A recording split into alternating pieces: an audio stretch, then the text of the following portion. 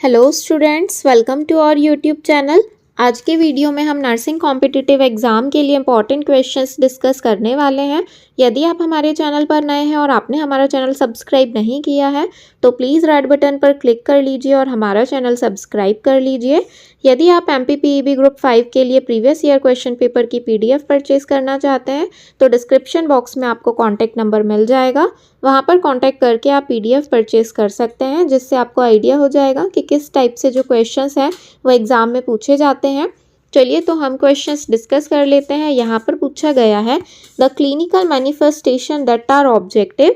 यहाँ पर पूछा गया है ऐसा क्लिनिकल मैनिफेस्टेशन, ऐसे साइन एंड सिम्टम्स जो कि ऑब्जेक्टिव होते हैं। इट मीन्स कि जो ऑब्जेक्टिव साइन एंड सिम्टम्स वो रहते हैं जो कि हम ऑब्जर्व करते हैं पेशेंट में, और सब्जेक्टिव साइन एंड सिम्टम्स वो सिम्टम्स होते हैं जो कि हमारा पेशेंट हमें बताता है। तो यहाँ पर हमें objective sign and symptoms clinical manifestations क्या हो सकते हैं वो हमें बताना है। तो ऑप्शन नंबर ए में दिया गया है साइन, मतलब जो साइन जो शो हो रहे हैं वो ऑब्जेक्टिव कहलाएंगे। Option number B is a symptoms, option number C is a syndrome and option number D is disease.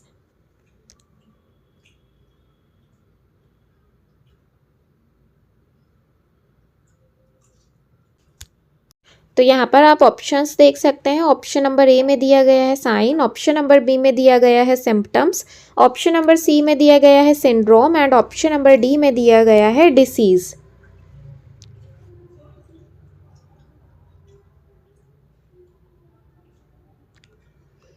तो यहाँ पर इसका जो राइट आंसर है that is option number A sign. ऐसे जो क्लिनिकल मैनिफेस्टेशन जो कि ऑब्जेक्टिव होते हैं, जिन्हें हम ऑब्जर्व कर सकते हैं, उन्हें साइन कहा जाता है। नेक्स्ट क्वेश्चन में पूछा गया है normal serum level of sodium is, sodium का जो है नॉर्मल कितना लेवल रहता है। Option number A is 135 to 145 milli इक्विलीटर per litre, option number B is 145 to 155 milli इक्विलीटर per litre, option number C is 3.5 to 5.2 milli इक्विलीटर per litre and option number D is 9 to 11 milli इक्विलीटर per litre.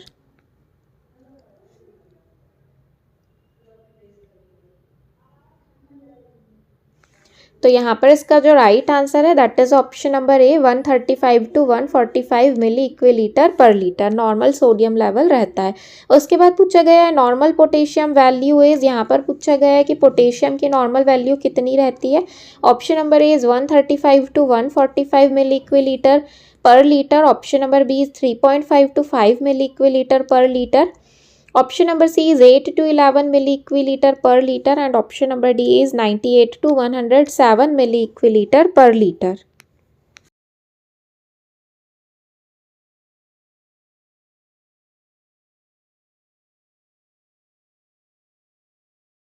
यहाँ पर इसका जो right answer है that is option number B 3.5 to 5 milli इक्विलीटर per litre. जो normal potassium level है वो 3.5 to 5 milli इक्विलीटर per litre रहना चाहिए।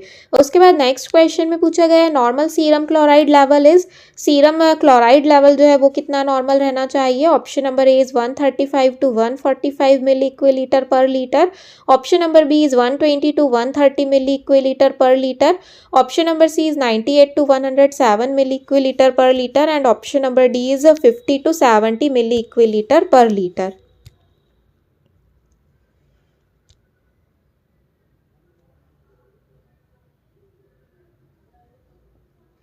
तो यहाँ पर इसका जो राइट आंसर है that is option number C 98 to 107 milli इक्विलीटर per litre. फिर उसके बाद पूछा गया inflammation of the oral mucous membrane is termed as, यदि ओरल म्यूकस मेम्ब्रेन में इन्फ्लेमेशन हो रहा हो तो उसके लिए क्या टर्म यूज करेंगे। Option number A is stomatitis, option number B is vulvitis, option number C is tonsillitis and option number D is mucositis.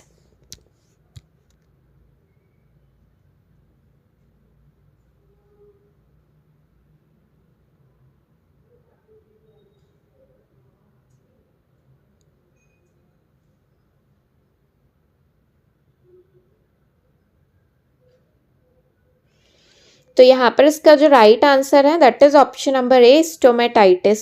Oral mucous membrane में यदि इन्फ्लेमेशन हो रहा है तो उसे स्टोमेटाइटिस कहा जाता है। उसके बाद पूछा गया है difficulty in swallowing is known as, यदि जो है स्वैलो करने में, खाना निगलने में प्रॉब्लम हो रही है तो उसके लिए क्या टर्म यूज़ की जाती है। Option number A is nausea, option number B is phagitis, option number C is dyspepsia and option number D is dysphagia.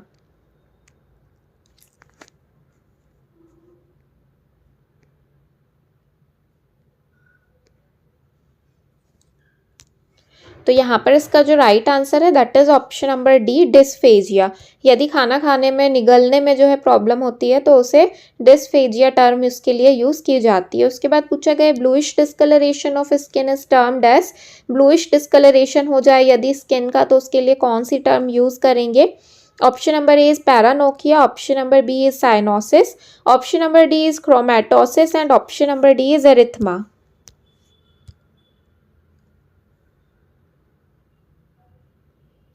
तो यहाँ पर इसका जो राइट आंसर है that is option number B cyanosis. यदि स्किन में ब्लूइश डिस्कलरेशन हो जाए तो उसके लिए साइनोसिस टर्म यूज़ की जाती है। उसके बाद पूछा गया which nutrient has the highest calorie, कौन से न्यूट्रिएंट में सबसे ज़्यादा हाईएस्ट अमाउंट में कैलोरी प्रेजेंट होती है। Option number A is carbohydrate, option number B is protein, option number C is fat and option number D is vitamin.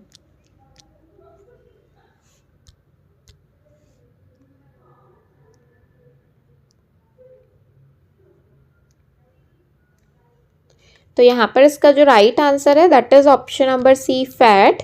जो सबसे ज़्यादा हाईएस्ट कैलोरी है वो फैट प्रोवाइड करता है। यहाँ पर देख सकते हैं fat has the highest calorie, the calorie value of carbohydrate and protein is 4 kilo calorie per gram, where the calorie values of fat is 9 kilo calorie per gram. तो यहाँ पर जो है क्वेश्चंस पूछे जाते हैं कि जो फैट, कार्बोहाइड्रेट एंड प्रोटीन है उससे जो है कितना अमाउंट में कैलोरी मिलती है। तो यहाँ पर ध्यान रखना है आपको, जो कार्बोहाइड्रेट और प्रोटीन है उससे 4 किलो कैलोरी पर ग्राम जो है कैलोरी प्रोवाइड होती है और जो फैट है वो 9 किलो कैलोरी पर ग्राम कैलोरी प्रोवाइड करता है।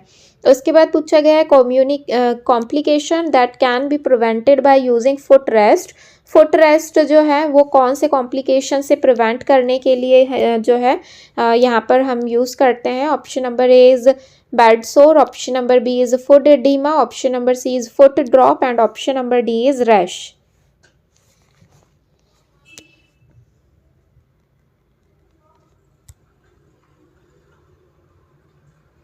तो यहाँ पर इसका जो राइट आंसर है that is option number C foot drop. Foot drop वाली कंडीशन से प्रिवेंट करने के लिए फुट रेस्ट जो रहते हैं इन्हें यूज़ किया जाता है। उस क्वेश्चन में पूछा गया which of the following is an objective data, इनमें से कौन सा जो डेटा है वो ऑब्जेक्टिव डेटा है जिसे हम ऑब्जर्व कर सकते हैं।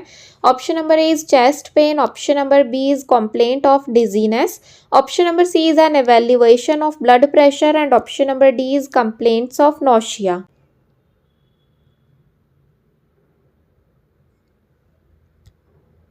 तो यहाँ पर इसका जो राइट आंसर है that is option number C an evaluation of blood pressure. जो ब्लड प्रेशर रहता है उसे हम इवेल्युएट करते हैं, हम ऑब्जर्व करते हैं। और यहाँ पर जो सिम्टम्स दिए गए हैं जैसे chest pain, complaint of dizziness and complaints of nausea, ये सभी जो सिम्टम्स हैं ये सब्जेक्टिव डेटा कहलाएगा, क्योंकि ये सिम्टम्स जो है पेशेंट्स हमें बता रहा है कि उसे ये प्रॉब्लम्स हो रही हैं, लेकिन जो ब्लड प्रेशर है ये हम खुद मेज़र करते हैं।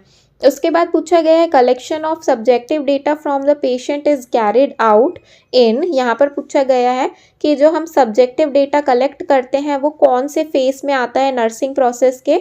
Option number A is assessment phase, option number B is nursing diagnosis phase, option number C is implementation phase and option number D is planning face.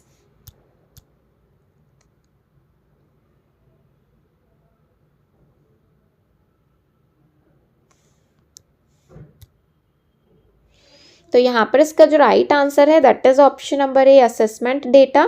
Assessment data में हम क्या करते हैं, पेशेंट का जब हम असेसमेंट करते हैं तो उसमें पेशेंट का सब्जेक्टिव डेटा और ऑब्जेक्टिव डेटा लिया जाता है। तो यहाँ पर इसलिए इसका जो राइट आंसर है that is option number A. उसके बाद पूछा गया है position given to the client while administering enema is. यदि पेशेंट को एनीमा एडमिनिस्टर कर रहे हैं तो कौन सी पोजीशन हम पेशेंट को प्रोवाइड कर सकते हैं। Option number A is Sims left lateral position.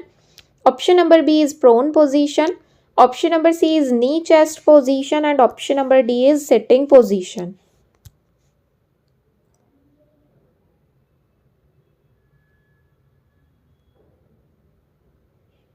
तो यहाँ पर इसका जो राइट आंसर है that is option number A Sims left lateral position. Enema जो है वो सिम्स लेफ्ट लेटरल पोजीशन में एडमिनिस्टर किया जाता है। उसके बाद पूछा गया है best position given to an unconscious client while performing oral care is. यदि हम पेशेंट को ओरल केयर दे रहे हैं तब हमें कौन सी पोजीशन जो है प्रोवाइड करना है, अनकॉन्शियस पेशेंट है यदि तब। Option number A is a supine position. Option number B is a sitting position. Option number C is a sideline position and number D is followers position.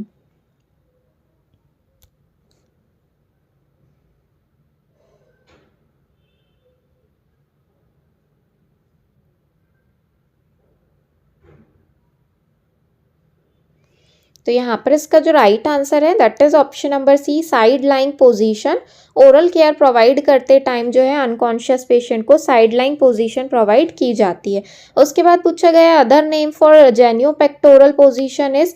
जेन्यू pectoral position जो है इसे और कौन सी position का नाम है। यहाँ पर ऑप्शंस दिए गए हैं। Option number A is a lithotomy position. Option number B is Trendelenburg position. Option number C is knee chest position या फिर option number D Sims position.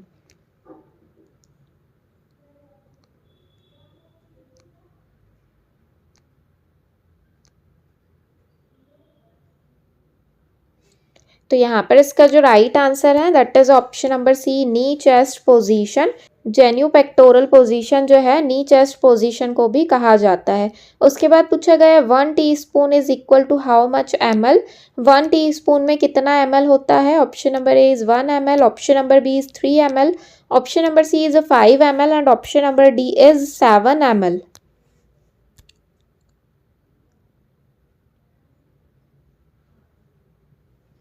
तो यहाँ पर इसका जो राइट आंसर है that is option number C 5 ml। 1 teaspoon is equals to 5 ml। उसके बाद पूछा गया नॉर्मल एडल्ट का इंट्राक्रेनियल प्रेशर जो है वो कितना रहता है। Option number A 0 to 15 mm of Hg। Option number B is 60 to 70 mm of Hg। Option number C is 80 to 100 mm of Hg and option number D is 20 to 40 mm of Hg।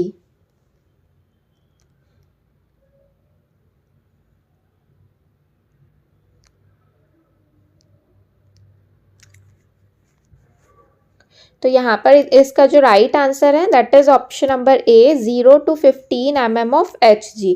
Normal intracranial pressure जो है adult का 0 to 15 mm of Hg रहना चाहिए। तो आज के video में हमने नर्सिंग कॉम्पिटिटिव एग्जाम के लिए कुछ इंपॉर्टेंट क्वेश्चंस डिस्कस किए थे। यदि आप और क्वेश्चंस देखना चाहते हैं तो हमारे चैनल पर MPPEB ग्रुप 5 की जो प्लेलिस्ट क्रिएट की हुई है वहाँ पर जाकर आप वीडियोस देख सकते हैं। आपको सारी क्लासेस सारे लेक्चर्स वहाँ पर मिल जाएंगे। और यदि आप MPPEB ग्रुप 5 के लिए जो है प्रीवियस ईयर क्वेश्चन पेपर की PDF परचेज करना चाहते हैं तो आपको जो कॉन्टैक्ट नंबर है वो डिस्क्रिप्शन बॉक्स में मिल जाएगा। वहाँ पर कॉन्टैक्ट करके आप PDF परचेज कर सकते हैं। Thank you.